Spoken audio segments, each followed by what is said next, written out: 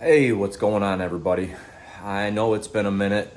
Um, it's been a good minute since I've done a video, and that's because I was doing a lot of videos leading up to the point where we were getting the '85 Camaro up and ready to get out to Summit's Autocross week in Pennsylvania, and then Ohio, and then back to Pennsylvania. I was just in thrash mode trying to get the car ready. And I want to give you an update about Summit Autocross week, the thrashing to get the car ready, and what's been going on with the Camaro since that point. So I hope to do that in this video and tell you what happened, how it happened, and where we're at now and where the direction of the car is going. So let's do that. All right, well, this is the current state of the car. Hood is off. It's off to the side here. Sniper 1 gone. Intake, the TPI intake with that whole setup with intake tube gone, and that is done. So basically made it out to Autocross week. We started here from Illinois. The goal was to drive this thing the entire time from Illinois out to Pennsylvania, and from then, basically do all the races. So, long story short, me, my two boys, they're 15 and 13. We loaded up the Camaro. We had a rooftop carrier. We got everything loaded in this thing. And we started out for Pennsylvania. And we did that on a Sunday. And the summary of that is, did the car make it to Pennsylvania under its own power? Yes, it did. I think we were looking at like a 6-hour, almost 7-hour drive from where we're at in Illinois to Pennsylvania, where I had Airbnb arranged for me and my boys to stay. That was just about, I think, 8-9 miles from pit race, where the first day of racing was. So we started out from Illinois, got on the highways, and quickly knew that there was going to be trouble. About an hour and a half into the drive, we were in stop and go traffic on I-80 eastbound going through Indiana, where the first toll road is at, or the toll plaza, I should say. Got into the toll plaza and the car completely shut off. Just completely off. No low battery, no warning signs, just completely shut down. And I was like, okay, maybe that's a fluke. Sat there at the toll plaza with multiple cars stacked up behind me. Luckily, nobody was being a dick and, being rude about it. But I had to jump out of the car with my two boys, get the car pushed out of the toll plaza through live lanes of traffic to the right. Thankfully, some truck drivers stopped and blocked traffic for us, got the car pushed off. I was like, you know what? I'm going to let it sit, give it, 10, 15 minutes. Maybe it was just too hot. And lo and behold, the car starts back up. Now, at this point, I'm noticing that, and I should say prior to this, my external fuel pump and where I had it mounted and everything was exactly as Holly tells you to mount the external pump. Below the pickup point of the tank, and a short run from the actual pickup of the tank to where it exits and pushes fuel up. So I noticed that the pump was making a lot of noise, like it was a dead cat being dragged through hell, screeching and all kinds of noise. So gave it that 15-20 minutes, let it sit, and turn the key, car starts back up. I was like, okay, maybe it was just a intermittent issue. So now this is an hour and a half, about an hour into our drive, hour and a half into our drive. We got 7 hours to go. The car continued to run for about an hour and then would completely shut off. Didn't matter where I was, didn't matter if I was rolling 60, 70 miles an hour, didn't matter if I was doing 10 miles an hour. It would just completely shut off. No running at all. I couldn't get it to restart while it was still moving. Would have to find a spot to sit. It took us all of 10 hours with multiple breaks where the car just would not start. We'd had to sit for 30, 40 minutes. And then the car would restart, run for another 30, 40 minutes, maybe an hour, completely shut down. And we did that all the way out to Pennsylvania. So 10 hours to get out there. We made it to our Airbnb at we were supposed to be there at like 6 o'clock at night. We made it there at 10 o'clock at night. That was extremely frustrating. And at that point I was like, I don't know if this car is going to start in the morning, so that we can make it out to the pit race to register in and, just meet with everybody for the racing. So, made it out the next day, go out, start the car. It starts. We drive out to pit race and register. The people from Summit, phenomenal. The whole autocross week event, the people that we met that were racing in autocross week and then running autocross week, I can't say enough good things. Met some really good people, and I'm actually friends with them now, texting and whatnot going forward from this. So we made it to registration. We drove the car there, made it, registered it, stuck around for a little bit. The boys didn't want to stick around. It was extremely hot and it's just wide open area there. So we went back, we drove the car back, and on the way back to the Airbnb we were staying, which is only like 8 miles, like I said, completely dies. So, once again, met some really cool people in this whole journey. The guy's house that we stopped in front of that the car died at ended up being a really, really cool dude, Army vet like me. And so we sat there and talked, and it was good. That part was cool, but it was not cool knowing how much stress both me and my boys were enduring, not knowing if this car was going to make it each day or each next mile. So got the car back eventually, let it sit, started back up, and got to the Airbnb and basically told the boys, I'm like, we're going to have to just wait and see tomorrow if it starts and if it gets to pit race for the actual racing tomorrow. So we made it to pit race for the racing day, and I was actually able to get 7 runs in on the autocross track. I'm going to put some footage here of me running on the track, I think with my middle boy at one point, but each boy got to go out with me at least 3 times, which was really cool, and we loved it. We all had fun. So we'll go to that footage.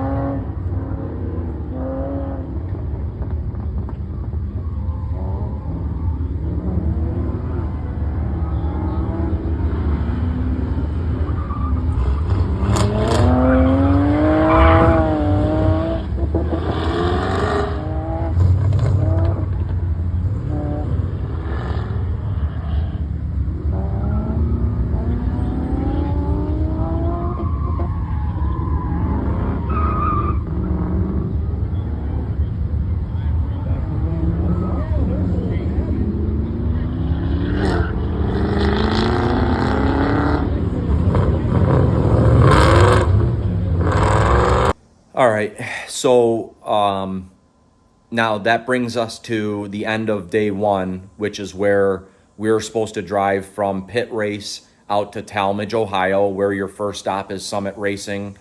And from Summit Racing, you drove into, I think it's Dragway 42 in Ohio. On the way to, we get done with the racing, we pack everything up. On the way to Summit Racing, we're on the Ohio Turnpike. Car completely gives out again. Now, I knew this was going to be an issue with the Sniper because at that point, when the car gives out, I had fellow racers who are both electrical engineers. They were doing a co-driving team, so it was two guys in one car. They're electrical engineers. I had the Summit Racing support truck stop and the Summit Racing guys techs get out. We were electrical probing, checking temperatures, looking on the laptop for data logs, because I was data logging at that point to make sure that if there was an issue, I'd be able to capture it and we could try and sort it out. Nobody knew why the car wouldn't run, other than it wasn't getting fuel or something in the Sniper just was not happy and was shutting the car off. So at that point, I mean, this is already probably 6 o'clock at night in Ohio. I just knew, I'm like, I can't keep doing this. So day one, we made it through the racing, but on day one, we made it to a hotel, and I had to make the decision for the safety of not only myself, but my two boys, that the rest of the week was a wash at this point, and we had to trailer the car home, and it was done because it just couldn't continue like that for safety reasons. I mean, and if you had seen the places where we stalled out on the Ohio Turnpike and the Pennsylvania Turnpike and even in Illinois or Indiana, we had someone looking out for us and someone over our shoulder keeping us safe, because it was very sketchy. So that brings us to current day. We get the car home, and immediately I get on my email. I write an entire synopsis of the Sniper, the external fuel pump issues, what I experienced, what my boys experienced, and I get an email out to Holly, and I send it to their customer service. Now, this is not going to be this is not a video meant to knock Holly and the Sniper. If anything, I can say that after that email goes out, Holly has been nothing but supportive and trying to right the issues with the Sniper 1. I get the car home. I send that email out. The car is home, and the first place I went to go look was the regulator that's built into the car. Now, for whatever reason, I didn't look at this while I was on the road. Would it have changed things? I don't know. An issue that I had heard was that the regulator that's built into the Sniper is known to fail, causing extremely high fuel pressures or extremely low fuel pressures and not delivering the 60 PSI that the Sniper needs. So I pull the internal regulator on the Sniper, and I find an issue that was well noted, which is powder coating of the unit is within the regulator. I pull the regulator, which comes out in multiple pieces, and notice that the screen that leads back to the return is fairly well blocked. I mean, just completely blocked almost with material that I can only say is from the powder coating, because when I installed the fuel lines, I flushed them and made sure that there was nothing in there. And I had I think they ask you to put is it a 10 micron before and 100 micron after? And I noted all this to Holly. I'm like, I had all this in place, just as the directions describe. So I got to give a shout out to Eric Patterson from Holly. He's the guy that I communicated with during this whole thing. Long story short, Eric says, get a hold of, let me get a hold of my bosses. Let me send this up and see what we can do for you. And one of the things that I talked to him specifically about, and there's another part to this where I talked to Summit, because Eric told me that I should probably go through Summit since I made the purchase through them. He would make note of it and send word up to them that there was going to be this return done of the Sniper 1 for a Sniper 2 upgrade kit. So I ended up contacting Summit, which I can't say that Summit was not helpful, but they were extremely hesitant to even get involved in this, because it was a return of the Sniper 1, and I purchased it back in like February of 23. But what I've told both companies, both Summit and Holly, is when you got like guys that build cars, especially coming out of COVID and the years after, and even now, I mean, we're 4 years past 2020, which I don't even want to get into that whole thing. That's not my deal here. But I told him, I said, the years past that and now, you kind of have to buy parts as they become available, because you don't know when you're going to get this stuff. There's stuff that's like, you go on Summit's website, it says like estimated shipping date, September 15th, 2024. There's stuff, estimated shipping date, December 2024. So we buy these parts, like I did the Sniper 1, because I knew it was in stock. I knew I was going to need it. I bought it in February of 23. I didn't install it till probably June or July of 2023. So it sat in the box. And I think that goes for a lot of people and the different stuff that's available for car parts. So my long-winded explanation of all this is, I've got a Sniper 2 coming. It should be here. This is Thursday, the 8th. It should be here tomorrow. I'm going to do a whole separate video on the upgrade kit and talk to you about what I'm doing with the car now in that video. But this is just meant to be an update. I know it's been a long time. I've got several new subscribers. I really appreciate everybody that's subscribed. My goal was to bring you video of the trip out to Pennsylvania, video of us racing in Pennsylvania and Ohio and back in Pennsylvania from UMI. And honestly, guys, it was so disappointing that any video that I posted of it was just going to be no good. So, we're going to get the Sniper 2 in, and I will give you an update on that. I'm going to do a video install of that, and then we'll go from there. So I hope you guys are all having a great week. I hope everybody's doing great. And if you're new to the channel, if you're interested in seeing some Sniper 2 content, autocross racing content, car build content, that's what I'm doing here. So if you would consider subscribing, liking, and you know, maybe sharing the video out to other people who want to see this kind of stuff. I'd appreciate it. So I will see you next time.